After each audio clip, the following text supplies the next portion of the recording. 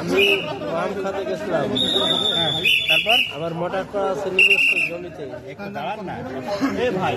ভারতের বিএসএফ তারপরে বিএসএফ বর্ডারে খাড়িয়েছিল, আমি খেয়াল করিনি।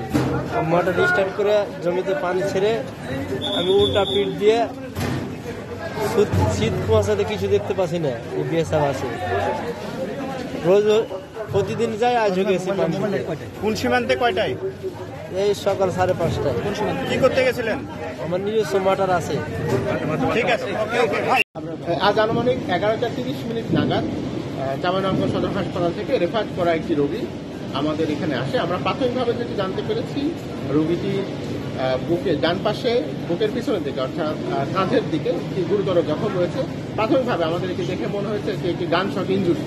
রোগীটি বর্তমানে স্থিতিশীল আছে, কিন্তু যেহেতু বুলেটটি ভিতরে রয়েছে তার অস্ত্রোপচার এবং পরবর্তী চিকিৎসা প্রয়োজন।